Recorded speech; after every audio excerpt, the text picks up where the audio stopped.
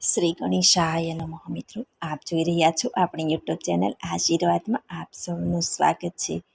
મિત્રો, અત્યારે શ્રાવણ માસ ચાલી રહ્યો છે. શ્રાવણ માસના ઈષ્ટદેવ ભગવાન શિવ છે. શિવની આરાધના ઉપાસના કરવાથી ભવોધવ ભવના દુઃખ કષ્ટ પીડા મટે અને અંતે મુક્તિ પ્રાપ્ત થાય છે. ભગવાન શિવને પ્રસન્ન કરવા આપણે શિવકથા પણ સાંભળીએ છીએ. મનુષ્ય શિવપદને મેળવી શકે તે ઈચ્છિત ફળ આપનારું અને પાપનો નાશ કરનારું છે. તે ધર્મ, અર્થ, કામ અને મોક્ષની પ્રાપ્તિ કરાવે છે. તે રાજસૂય યજ્ઞ અને અશ્વમેઘ યજ્ઞનું ફળ પણ પામે છે. આધિ, વ્યાધિ, ઉપાધિ ત્રણેય તાપોને સમાવે છે. શિવ મહાપુરાણના શ્રવણ પઠનથી મનુષ્ય અનેક પ્રકારના લાભ મેળવી શકે એવું આ મહાશિવ પુરાણ છે.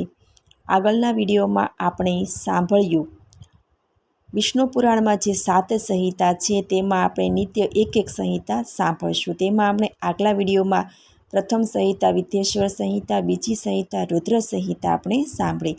આજે આપણે આ વિડીયોમાં સાંભળીશું સંહિતા ત્રીજી શતરુદ્ર સંહિતા, કે જેમાં શિવજીના 5 અવતારોની કથા આવે છે. શિવની અષ્ટમૂર્તિઓની, સદાશિવના અન્ય અવતારો વિશે આજે આપણે આ વિડીયોમાં સાંભળીશું. જો આપને મારો વિડીયો પસંદ આવે તો લાઈક કરજો, શેર કરજો અને પહેલી વાર જો આ વિડીયો આ ચેનલમાં જોઈ રહ્યા હોય તો સબસ્ક્રાઈબ કરજો, જેથી મારા નવા વિડીયોની માહિતી તુરંત આપ સુધી પહોંચે. શિવજીના 5 અવતારો. ત્રીજી સંહિતા શતરુદ્ર સંહિતા. સુતે સોનકના કહેવાથી શિવજીના 5 અવતારો સધોજાત, વામદેવ, તત્પુરુષ, અઘોર અને ઈશાન વર્ણવીને શિવજીના શ્રદ્ધાવાન ભક્તોનું કલ્યાણ કર્યું છે. સધોજાત 19મો કલ્પ શ્વેત લોહિત નામે જાણવો. તેમાં સધોજાત નામે ભગવાન શિવજીનો પ્રથમ અવતાર થયો. આ કલ્પમાં બ્રહ્માજી પરબ્રહ્મનું ધ્યાન કરતા હતા, ત્યારે શિખાયુક્ત શ્વેત લોહિત કુમાર ઉત્પન્ન થયા હતા. તે પુરુષને જોઈને તેમને બ્રહ્મ સ્વરૂપ તથા શ્રી પ્રભુ જાણી બ્રહ્માજીએ 2 હાથ જોડી મનથી ધ્યાન ધરી તેમનું ચિંતન કરવા લાગ્યા. એટલામાં ત્યાં સનકાદિ કુમારો ઉત્પન્ન થયા અને તે બ્રહ્માના શિષ્ય થયા.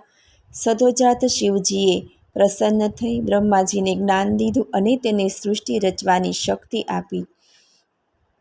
વામદેવ. રક્ત નામના 20મા કલ્પમાં બ્રહ્માએ લાલ વર્ણ ધારણ કરી પુત્રની ઈચ્છાને ધરતા તેમાંથી એક પુત્ર અવતર્યો, જે લાલ પુષ્પમાળા તથા લાલ વસ્ત્રને ધારણ કરેલો, લાલ નેત્રોવાળો તથા લાલ આભૂષણોવાળો હતો. બ્રહ્માએ તે કુમારને વામદેવ શંકર જાણી પ્રણામ કર્યા. એ પછી એના 4 પુત્રો વીરજસુ, વિવાહ, વિશોક અને વિશ્વભાવન ઉત્પન્ન થયા. તેમણે બ્રહ્માને જ્ઞાન અને સૃષ્ટિ રચવાની શક્તિ આપી. વામદેવ એ શિવનો બીજો અવતાર થયો. તત્પુરુષ.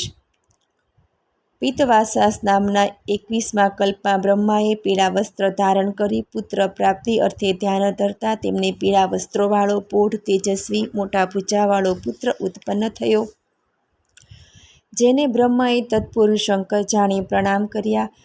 તેમણે બુદ્ધિથી શિવ ગાયત્રીનો જપ કરવા માંડ્યો. ત્યારે મહાદેવ પ્રસન્ન થઈ તેમના પડખામાંથી આ પીળા વસ્ત્રવાળો દિવ્ય કુમાર પ્રગટ થયા, જે યોગ માર્ગના પ્રવર્તક બન્યા. આ શિવનો તત્પુરુષ નામે ત્રીજો અવતાર થયો. અઘોર. ત્યારબાદ શિવ નામના બીજા કલ્પમાં બ્રહ્માજીએ એકલા સમુદરમાં દેવતાએ હજારો વર્ષ ચિંતનમાં વિચાર્યા.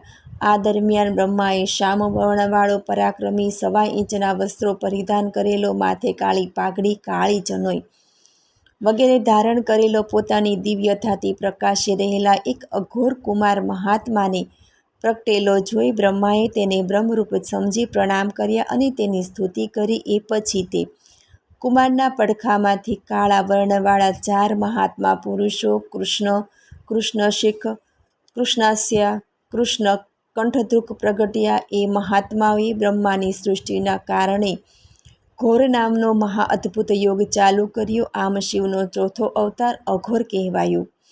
ઈશાન. વિશ્વરૂપ નામના બીજા કલ્પમાં બ્રહ્માએ પુત્રની પ્રાપ્તિ અર્થે મનથી સદાશિવનું ધ્યાન ધરતા નાદવાળી વિશ્વરૂપ વાણી તેમજ પ્રભુ ઈશાન પરમેશ્વર પ્રગટ થયા, જે શુદ્ધ સ્ફટિક જેવા પ્રકાશિત તેમજ સર્વ અલંકારોથી શણગારેલા હતા. બ્રહ્માજીએ તેમને વંદન કરતા પ્રભુ ઈશાને બ્રહ્માને સન્માર્ગનો આદેશ કરી 4 શુભ બાળકો જટી, મુંડી, શિખંડી અને અર્ધમુંડને ઉત્પન્ન કર્યા. તેઓ યોગ સાથે સદધર્મને ઉપદેશી યોગની ગતિને પામ્યા. આમ ઈશાન અવતાર એ ભગવાન શિવનો 5મો અવતાર છે. હે સનતકુમાર, આમ મેં શિવજીના 5 અવતારોની ઉત્પત્તિ કહી સંભળાવી. ઈશાન, તત્પુરુષ, અઘોર, વામદેવ તેમજ સદોજાત નામની એ 5 સદાશિવની મૂર્તિઓ જાણીતી છે. તે પૈકીના ઈશાન સૌથી મોટા સદાશિવ હોય પહેલાં કહેવાયા. તે પ્રકૃતિના સાક્ષાત ભોગતા, ક્ષેત્ર ઉપર અધિકાર ચલાવનારા રહે છે. તત્પુરુષ નામનો બીજો અવતાર ગુણાશ્રય રૂપ અને ભોગ્ય એવા સર્વજ્ઞ ઉપર અધિકાર ચલાવે છે. પિનાકધારી નામે અઘોર ત્રીજા અવતારમાં બુદ્ધિ તત્વ વિસારી વસે છે. વામદેવ નામે ચોથા અવતારમાં શિવ અભિમાન અહંકારની ઉપર સ્થિત રહી સર્વદા અનેક પ્રકારના કાર્યો કરે છે. ઈશાન સ્વરૂપે શિવ સદા શ્રોતેન્દ્રિય, વાણી તથા વ્યાપક આકાશના સદા ઈશ્વર છે.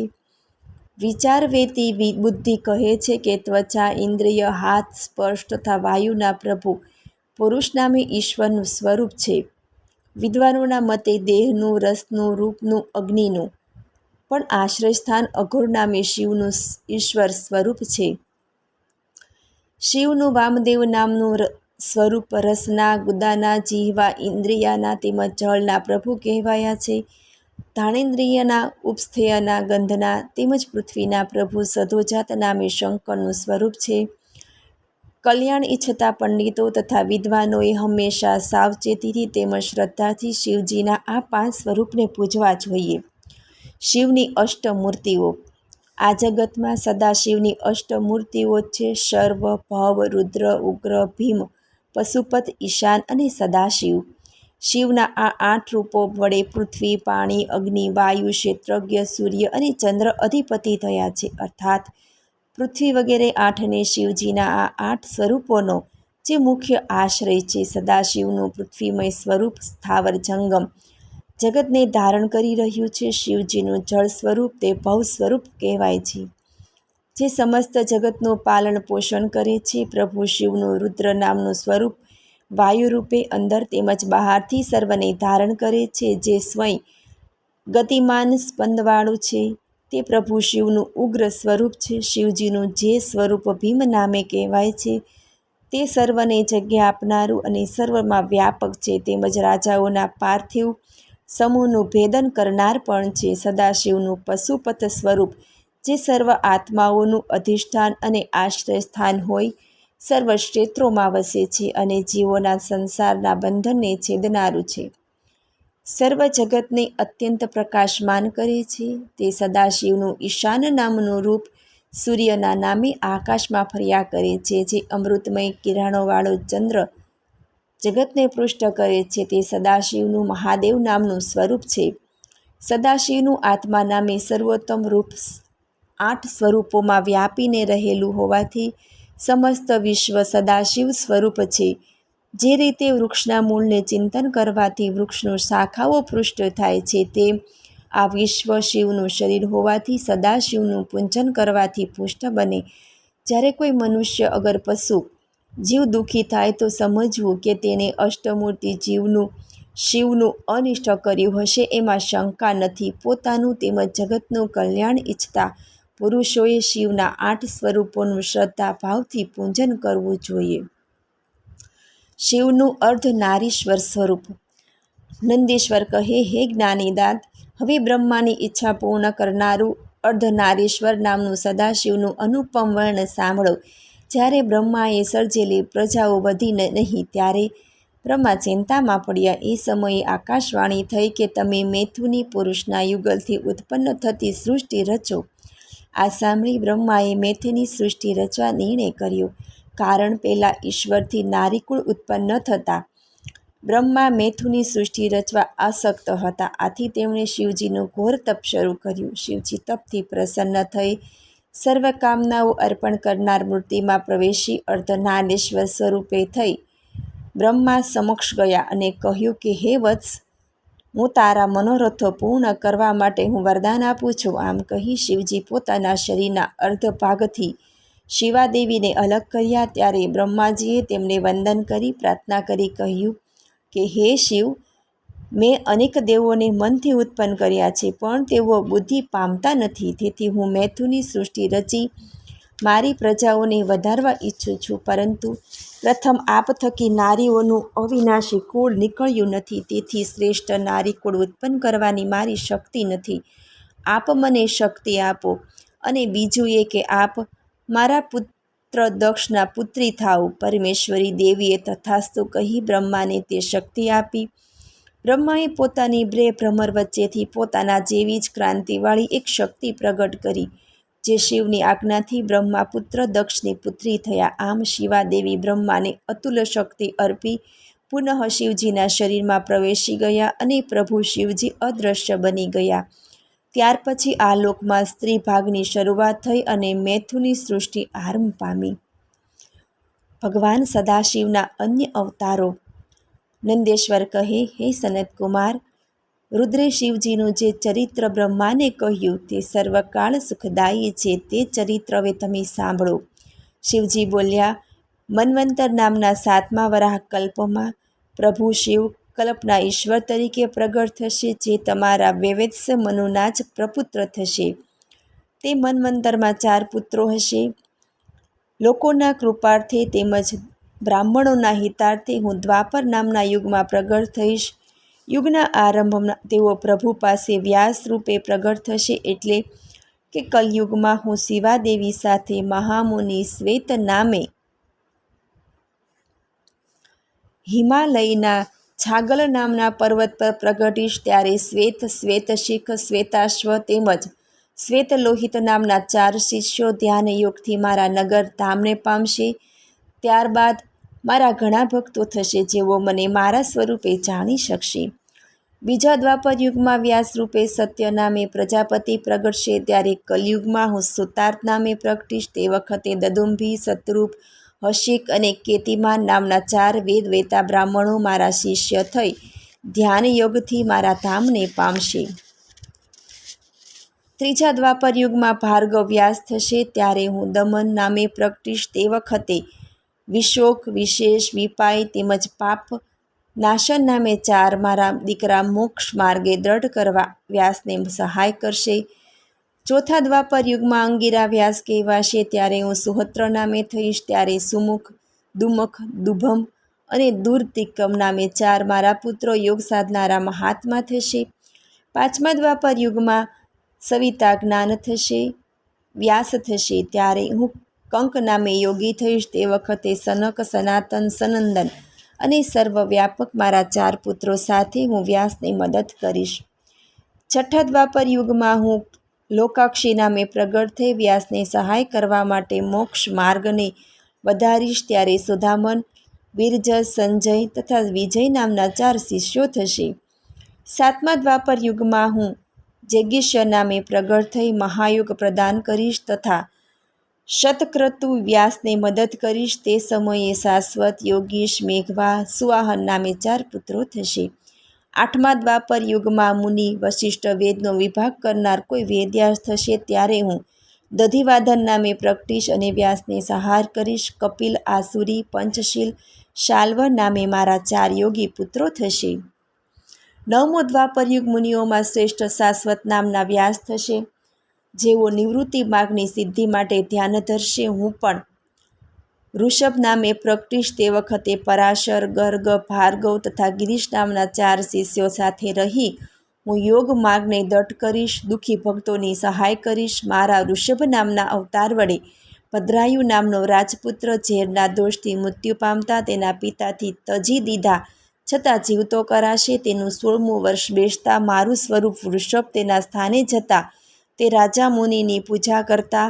તેઓ રાજયુક્ત ઉપદેશ, દેશ અને કવચ, શંખ અને સર્વ શત્રુઓનો નાશ કરતી ભસ્મ લગાવી તે 12,000 હાથીઓનું સૈન્ય રાજાને આપશે. બાદ ત્યાંથી વિદાય થશે.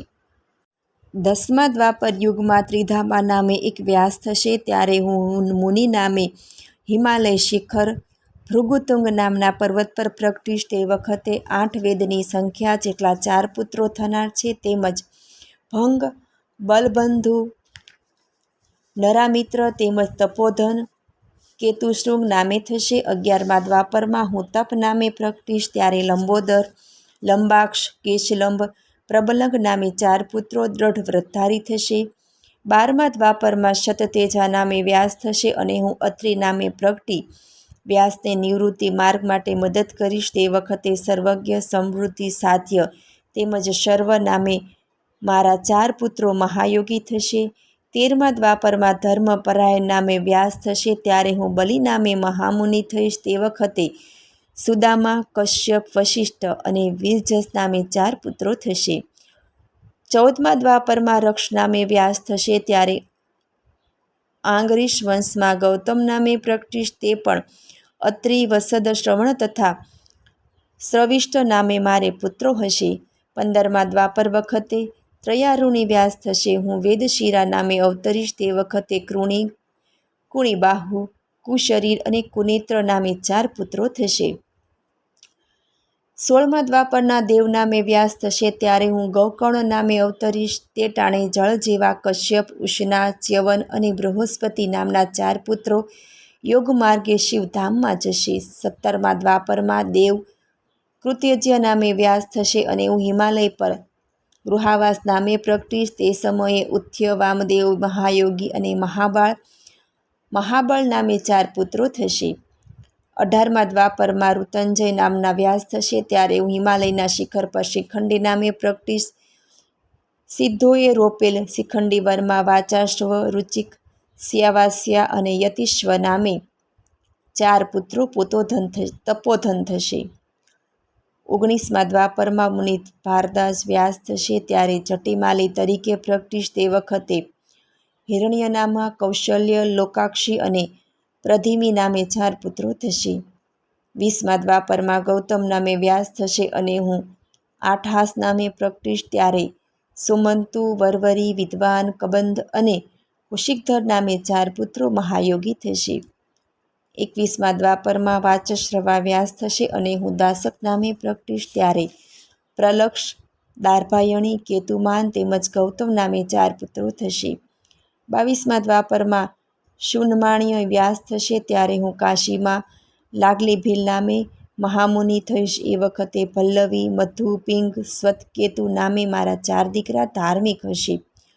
23મા દ્વાપરમાં તૃણબિંદુ નામે વ્યાસ થશે. ત્યારે હું કાલંજર પર્વત પર શ્વેત નામે પ્રગટીશ. તે સમયે ઉશિક, બૃહસ્વ, દેવલ અને કવિ નામે મારે 4 પુત્રો તપસ્વી પુત્રો થશે. 24મા દ્વાપરમાં યક્ષ નામે વ્યાસ થશે. ત્યારે હું શુલા નામે યોગી થઈશ. એ સમયે શાલિહોત્ર, અગ્નિહેશ, યમુનાક્ષ અને શદ્રેશુ નામે મારે 4 પુત્રો થશે. 25મા દ્વાપરમાં શક્તિ નામે વ્યાસ થશે. ત્યારે હું દંડી મુંડેશ્વર નામે યોગી થઈશ. એ વખતે મારા શિષ્ય છગલ, કુંડકર્ણ, કુંભાડ અને પ્રવાહક નામના તપસ્વી પુત્રો થશે. 26મા દ્વાપરમાં પરાશર વ્યાસ થશે અને હું ભદ્રવટ નગરમાં સહિષ્ણુ નામે પ્રગટીશ. ત્યારે ઉલ્લક, વિદ્યુત, શંભુગ તથા આશ્વાસન નામે મારા 4 પુત્રો તપસ્વીઓ થશે. 27મા દ્વાપરમાં જાતોકણ્ય નામે વ્યાસ થશે અને હું સોમશર્મા નામે પ્રગટ થઈશ. ત્યારે મારા તપસ્વી શિષ્યો અક્ષપાદ, કુમાર, ઉલ્લક, વત્સ નામના પુત્રો થશે. 28મા દ્વાપરમાં દ્રૈપાયન વ્યાસ થશે અને હું વસુદેવના પુત્ર કૃષ્ણ રૂપે જન્મીશ. તે વખતે મારા પુત્ર શિષ્યો કૃષિક, ગર્ગ, મિત્ર, તોળષ્ય નામે તપસ્વીઓ થશે. એ વખતે હું યોગ બળથી યોગાત્મા થઈ બ્રાહ્મણનું હિત કરીશ. મેરુની ગુફામાં રહીશ. વિષ્ણુનું સાથે યોગ માયાથી પ્રવેશીશ. ત્યારે હું લકુલી નામે જાણીતો થઈશ. આમ દરેક દ્વાપરમાં મળી કુલ 28 વ્યાસો થાય છે. દરેક કલયુગના આરંભે યોગેશ્વર અવતરે છે. પ્રત્યેક યોગેશ્વર સાથે 4 શિવભક્ત શિષ્યો થશે. એ પશુપતનું વ્રત પાળનારા, આભૂષણ પહેરનારા, ત્રિપુંડથી યુક્ત મસ્તકોવાળા હોય છે. વિદ્વાનોએ તેઓની સંખ્યા 112 ગણી છે. આ કલ્પમાં શ્રી કૃષ્ણ દ્રૈપાયન વ્યાસ પ્રગટ થશે. ત્યારે બ્રહ્મરૂપ લક્ષણોવાળું વેદોના સ્વરૂપનું વિધાન પ્રગટ થશે. આ પ્રમાણે બ્રહ્માએ કહી શિવજી પુનઃ તેમની સન્મુખ જોઈ અદૃશ્ય થયા. સદાશિવનો નંદીશ્વર અવતાર. સનતકુમારે કહ્યું કે હે પ્રભુ, મહાદેવના અંશથી જન્મેલા આપ શિવને કેવી રીતે પામ્યા છો તે વિશે આપ મને કહો. નંદીશ્વર કહે, હે ભગવાન, હું સદાશિવના અંશથી જન્મેલો છું. શિલાદ ઋષિને પ્રજાની ઈચ્છા થતાં તેમણે ઇન્દ્રને ઉદ્દેશી અતિ દુર્લભ તપ કરવા માંડ્યું. તેના તપથી પ્રસન્ન થયેલા ઇન્દ્રે તેમને વરદાન માગવા કહ્યું. ત્યારે શિલાદ મુનિએ કહ્યું કે, હે દેવેશ્વર, તમે પ્રસન્ન થયા હો તો યોનિથી જન્મ નહીં પામનાર મૃત્યુરહિત અને ઉત્તમ વ્રતવાળો પુત્ર હું ઈચ્છું છું. ઇન્દ્ર કહે, હે મુનિ, આવો પુત્ર આપવા હું સમર્થ નથી. તમે સદાશિવની આરાધના કરો, તે જરૂર તમારી ઈચ્છા પૂરી કરશે. પછી શિલાદ મુનિએ સદાશિવનું આરાધન કરવા માંડ્યું. સદાશિવના તપમાં તે ભૂદેવના દેવતાએ 1000 વર્ષ એક ક્ષણની જેમ પસાર થઈ ગયા. તેમનું શરીર રાપડાથી ઢંકાઈ ગયું અને કીડાઓ પણ મુનિને ઘેરી વળ્યા. ત્યારે પ્રભુ શિવજીએ તેને દર્શન દીધા અને વરદાન માગવા કહ્યું. ત્યારે શિલાદ મુનિએ કહ્યું કે, હે પ્રભુ શિવજી, આપ જેવો મૃત્યુરહિત અને યોનિથી નહીં જન્મારો પુત્ર હું ઈચ્છું છું. શિવજીએ કહ્યું, હે બ્રાહ્મણ, પૂર્વ તપ કરીને બ્રહ્માએ તેમજ મુનિઓ તથા ઉત્તમ દેવોએ અવતાર ધારણ કરવા મારું પૂજન કરેલું. તેથી હું યોનિથી નહીં જન્મ લેનારો નંદી નામે તમારો પુત્ર થઈશ. આમ કહી શિવજી અદૃશ્ય થઈ ગયા. શિલાદ મુનિએ પોતાના આશ્રમે આવી સર્વ વૃત્તાંત ઋષિઓને કહી સંભળાવ્યું.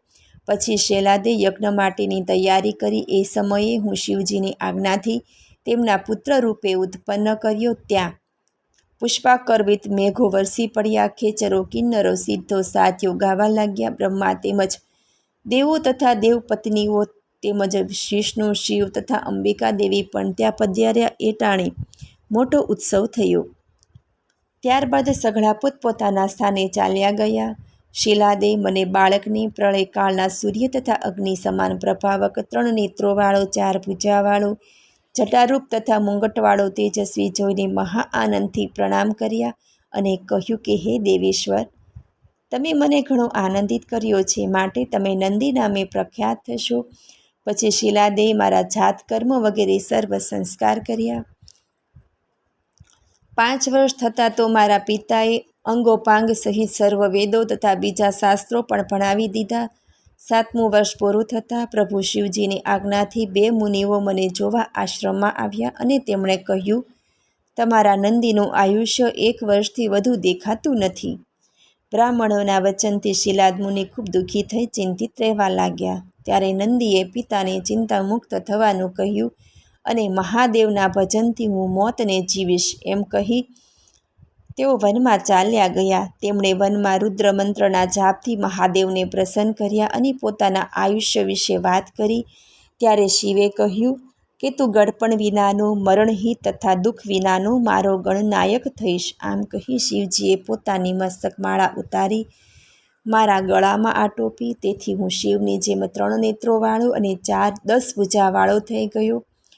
પછી શિવજીએ પોતાની જટામાં રહેલું પવિત્ર જળ હાથમાં લઈ તું નંદી થા એમ કહી મારા શરીર પર છાંટતા એ જળમાંથી 5 નદીઓ વહી ચાલી. પછી શિવજીએ મારો નંદી તરીકે અભિષેક કર્યો અને પોતાના શ્રેષ્ઠ ગણનાયકોનું સ્મરણ કરતા સર્વ ત્યાં હાજર થઈ ગયા. તેને શિવજીએ કહ્યું, આ નંદેશ્વર મારો પુત્ર છે, તેને મારો પ્રિય ગણનાયક ઈશ્વરોનો ઈશ્વર બનાવો. આજથી આ નંદેશ્વર તમારો પૂજ્ય પ્રભુ થાઓ. સર્વ ગણનાયકોએ તથાસ્તુ કહી સર્વ સામગ્રી લઈ મારો અભિષેક કર્યો. સર્વ દેવોએ ત્યાં આવી મારી સ્તુતિ તથા અભિષેક કર્યો. પછી સર્વદેવોએ વાયુઓની પુત્રી ઐશા દેવી સાથે મારો વિવાહ કર્યો. પછી સર્વદેવોએ મને અનેક ઉપકારો આપ્યા. શિવજી તથા દેવી પાર્વતીએ મને પણ મારી પત્નીને અલગ વરદાન આપ્યા. પછી પરિવાર સહિત મને લઈ પોઢિયા પર આરૂઢ થઈ પોતાના સ્થાને ગયા. સદાશિવનો ભૈરવ અવતાર. હે સર્વજ્ઞ સનતકુમાર, હવે તમને ભૈરવની કથા સંભળાવું છું. એકવાર તમામ દેવો બ્રહ્મા પાસે ઉત્તમ તત્વ જાણવાની ઈચ્છાથી તેમની પાસે ગયા. બ્રહ્મા તેમનો ખરો ભાવ સમજ્યા વિના પોતાને સાચા તત્વ તરીકે કહેવા લાગ્યા. આ સાંભળી વિષ્ણુએ કહ્યું, તમે શા માટે આવું જૂઠાણી ચલાવી રહ્યા છો? હું પોતે સર્વલોકનો કરતા પરમ પુરુષ પરમેશ્વર પરમાત્મા છું. હે બ્રહ્મા, તમે મારી આજ્ઞાથી જ આ સૃષ્ટિ રચી છે. આમ બ્રહ્મા અને વિષ્ણુ પરસ્પરને જીતવા માટે ઈચ્છા કરવા લાગ્યા. તેઓ પોતપોતાના શરીર વિશેના પ્રમાણમાં વેદોને પૂછવા લાગ્યા. ત્યારે વેદોએ કહ્યું, જેમના પ્રકાશથી આ જગત પ્રકાશે છે, તેમ 3 નેત્રોવાળા સદાશિવ જ એક સર્વોત્તર તત્વ છે. તેમજ શિવાદેવી તેમની શક્તિ છે. વેદોના વચનથી તેઓનું અજ્ઞાન નાશ ન પામ્યું ત્યારે તેમની વચ્ચે મહાન જ્યોતિ પ્રગટી અને શિવ સ્વરૂપે અદ્ભુત પુરુષ આકાર દેખાયો. બ્રહ્માએ તેમને જોઈ અભિમાનથી કહ્યું, તમે મારા લલાટમાંથી રુદ્ર રૂપે પ્રગટ થયા છો, તેથી તમારું નામ રુદ્ર એવું પડ્યું છે. હવે તમે મારે શરણે આવો. બ્રહ્માને આવી ગર્વયુક્ત વાણીથી ક્રોધિત થયેલા શિવે ભૈરવ નામનો પુરુષ ઉત્પન્ન કર્યો ને કહ્યું, તમે કાળની પેઠે શોભે છે, તેથી કાળરાજ નામે પ્રસિદ્ધ થશો. તમે ભયંકર છો, તેથી ભૈરવ કહેવાશો.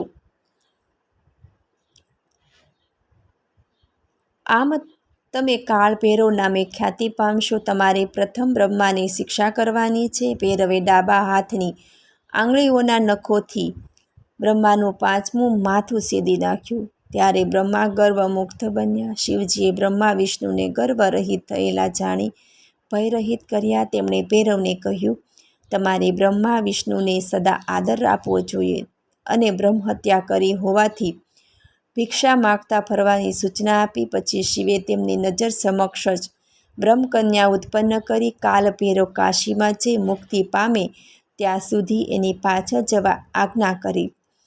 ભૈરવે મહાદેવની આજ્ઞાથી કાપાલિકાનું વ્રત ધારણ કરી બ્રહ્માનું 5મું માથું હાથમાં લઈ જગતમાં પ્રયાણ કરવા માંડ્યું. કાલ ભૈરવે જેવો કાશીમાં પ્રવેશ કર્યો કે તરત બ્રહ્મહત્યા નામની કન્યા પાતાળમાં ચાલી ગઈ અને બ્રહ્માની ખોપરી પણ પડી ગઈ. તે જગ્યા કપાલમોચન તીર્થ તરીકે જાણીતી બની. ભૈરવની બ્રહ્મહત્યા ક્યાંય દૂર ન થતાં કાશીમાં પડી નાશ પામી. તેથી કાશી રહેવા યોગ્ય છે. તેનું સ્મરણ કરનાર પાપ મુક્ત બને છે. મને સાંભળવા બદલ ધન્યવાદ. જો આપને મારો વિડીયો પસંદ આવે તો લાઈક કરજો, શેર કરજો અને પહેલીવાર જો આ વિડીયો આ ચેનલમાં જોઈ રહ્યા હોય તો સબસ્ક્રાઈબ કરજો, જેથી મારા નવા વિડીયોની માહિતી તુરંત આપ સુધી પહોંચે. ઓમ ત્રંબકમ યજામહે સુગંધિમ પુષ્ટિવર્ધનમ ઉર્વારુકમેવ બંધનાન મૃત્યુમુક્ષીયમામૃતા. ધન્યવાદ. જય શ્રી કૃષ્ણ.